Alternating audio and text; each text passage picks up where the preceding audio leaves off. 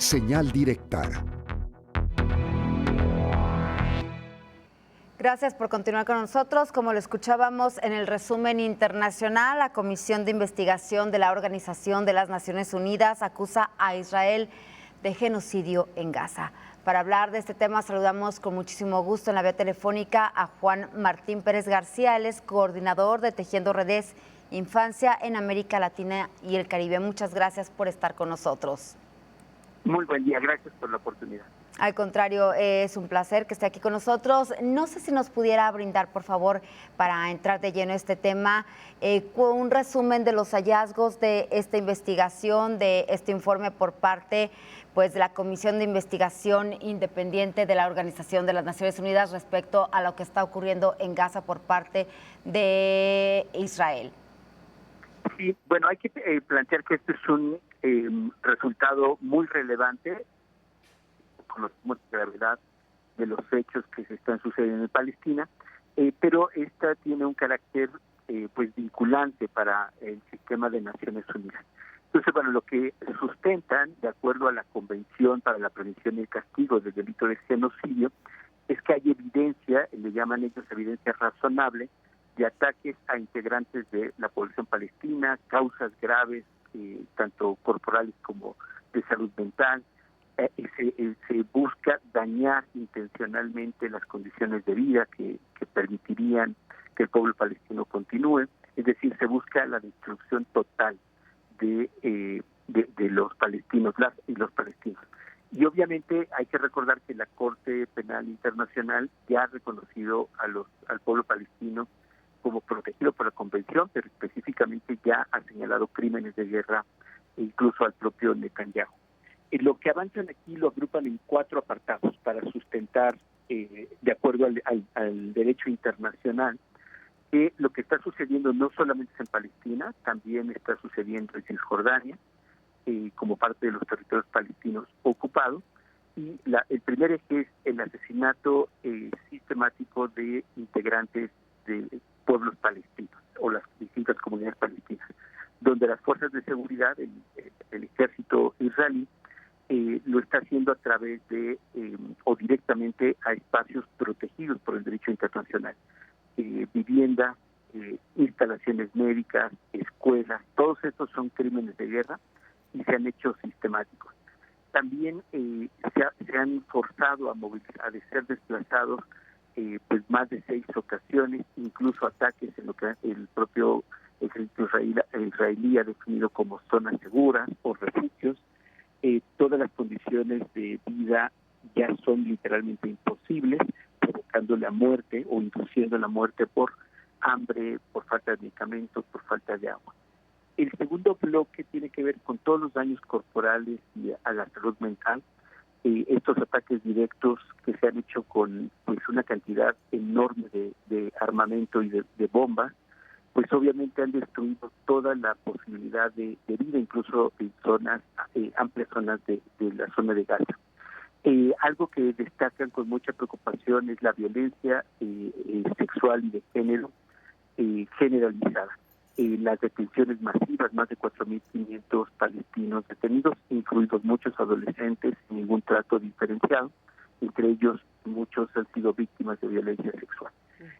Hay un tercer apartado que lo ubican como infligir daños calculados para impedir la vida en el territorio palestino, que no solamente, como lo comenté, con los desplazamientos, el bloqueo sostenido e inhumano de la ayuda humanitaria. Hay cientos de vehículos esperando y mucha cooperación internacional en la puerta y que son atacados cuando han ingresado.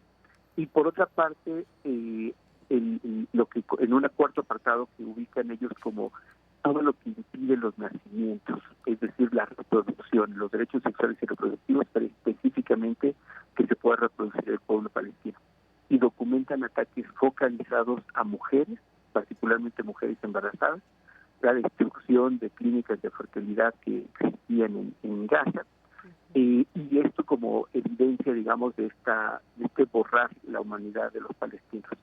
Señalan a personas concretas, Netanyahu, el presidente de Israel, al ex jefe de las Fuerzas Armadas y a otros líderes de ultraderecha por no solamente sus menciones expresamente de eliminar al pueblo palestino, sino de los patrones, y esto lo ubica muy bien.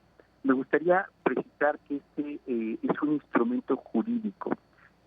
Mucho de lo que yo estoy platicando, en resumen de este documento de más de 70 páginas, ya lo hemos conocido, se ha estado denunciando, pero el valor probatorio que tiene como instrumento jurídico o de fundamento jurídico tiene tres grandes implicaciones. La primera es que ya es inevitable que la Asamblea y el Consejo de Derechos Humanos de Naciones Unidas tenga que actuar de forma inmediata, porque a todos los estados no son firmantes de esta convención contra el genocidio. Esto implica también una responsabilidad directa a los países, cuando digo directa es una responsabilidad legal de los países que están proporcionando armas y protección diplomática a Israel como un estado genocida. Y esto es otro componente central. No es un asunto específico de personas, no son malos políticos y funcionarios, sino es el Estado de Israel que está cometiendo el genocidio contra el pueblo palestino. Y menciona el informe también que esto, si bien sucede a partir de los hechos del 7 de octubre de 2023, en realidad tiene como contexto más de 7 décadas de la ocupación ilegal que tiene Israel en los territorios palestinos. Y llama a la Corte Penal Internacional a considerar esta información como parte de las investigaciones que tiene.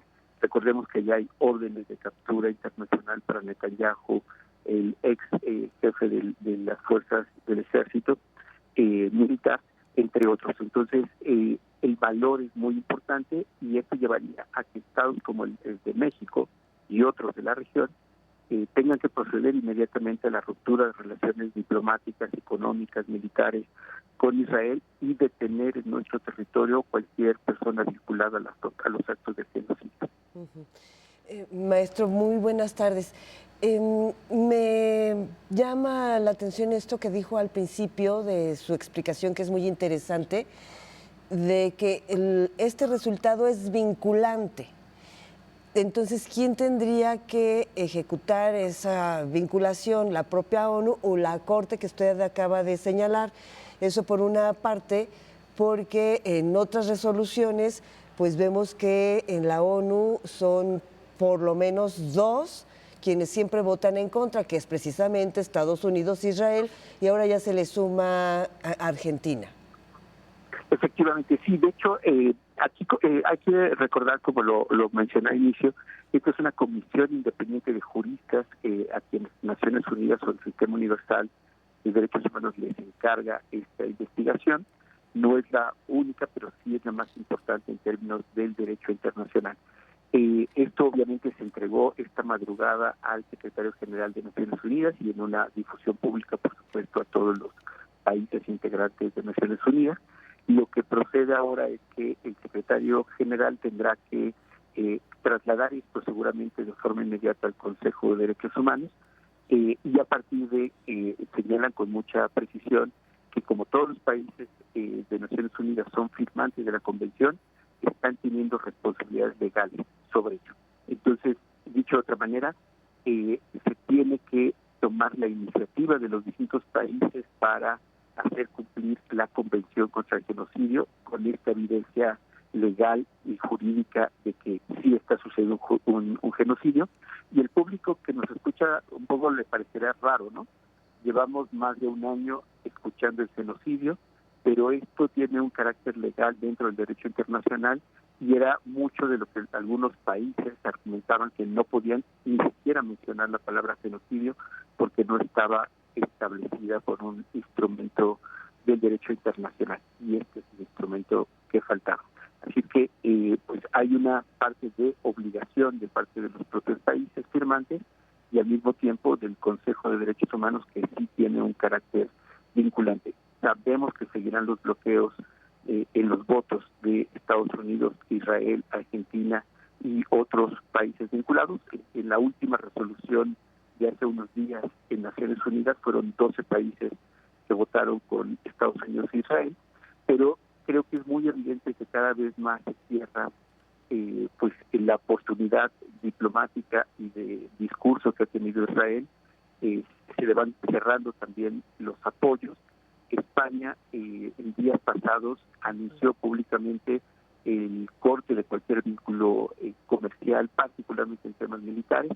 Ya no se le va a permitir ningún buque o nave, digamos, navío que aterrice o tenga puerto en España, y además explícitamente han promovido sanciones ya. También la Unión Europea, de manera tibia y más política que real, ha suspendido sus relaciones comerciales con Israel, y también está sumándose a lo que sucedió hace unos días del reconocimiento del Estado palestino, porque mucho de lo que está en juego es, como ahora informe jurídico, la eliminación física de todo un pueblo. Coordinador, la próxima semana se reunirán los integrantes de la Organización de las Naciones Unidas en Nueva York en la Asamblea General. ¿Cómo cambiará lo que estamos viendo que ha sucedido hasta el momento después de ver y, pues bueno, saber los resultados de este resumen? ¿Cómo cambiará la situación en Gaza, la situación próxima? Bueno, obviamente va a depender de varios factores. Si esto tiene algún tipo de impacto en la política interna de Estados Unidos, que a su vez presione la alianza, pues literalmente criminal, que tiene el señor Trump con el Estado de Israel. Recordemos que tienen mucho poder político, militar y un fuerte lobby en estos grupos de ultraderecha israelí. Este sería un factor. El otro es que el bloque de países, particularmente europeos, que han tomado un poco de distancia del apoyo inicial, o cuando menos del silencio inicial que tuvieron frente a estos crímenes de guerra, esto va a ser otro componente importante, porque como bloque pues ya tienen más peso. Y tercero, la clave sin duda va a ser si a partir de estos próximos días comienza a incrementarse la lista de países, particularmente potencias económicas y militares, que rompan relaciones diplomáticas o cancelen los contratos de armamento que tienen con Israel. Hay que recordar que el origen, digamos, de Israel y su crecimiento económico inflado en gran medida por Estados Unidos se monta casi exclusivamente, o bueno, no casi exclusivamente, pero prioritariamente sobre armamento y venta de materiales militares. Entonces, prácticamente todo el mundo tiene vínculos comerciales y militares con Israel. México, recordaremos los lamentables hechos del software espía Pegasus, enormes cantidades de capacitación y de armas que vienen de Israel, y México tendría que iniciar inmediatamente con la ruptura inicialmente de esto. Así es que la lista de países podría ir incrementando, esperemos, en los próximos días. Tenemos también como esfuerzo global la flotilla Sumun, que está pues en ruta hacia Gaza, y obviamente hay la amenaza de ataques, de tratarlos como terroristas. Ya hubo ataques en Túnez a 2 de los navíos, pero obviamente el esfuerzo se mantiene. Van pues, literalmente cientos de personas de todo el mundo, se han sumado eurodiputados tratando de dar más cobertura. Así que los próximos días son pues, claves por lo que va a suceder para presionar a Israel para detener el genocidio. Pues muchísimas gracias, Juan Martín Pérez García, coordinador de Tejiendo Redes Infancia en América Latina y el Caribe, por brindarnos estos comentarios al respecto. Qué lástima que han tenido que morir miles o millones de personas para que la comunidad internacional empiece a hacer algo por esta población. Totalmente de acuerdo, es inaceptable, pero tenemos que seguir exigiendo que se ponga fin al genocidio. Muchísimas gracias por No, al contrario, muchas gracias, y estaremos próximamente, si usted nos lo permite, en contacto con usted. Muchas gracias. Lindo día, bye. Igual para usted. Hacemos una pausa de 2 minutos, no le cambien.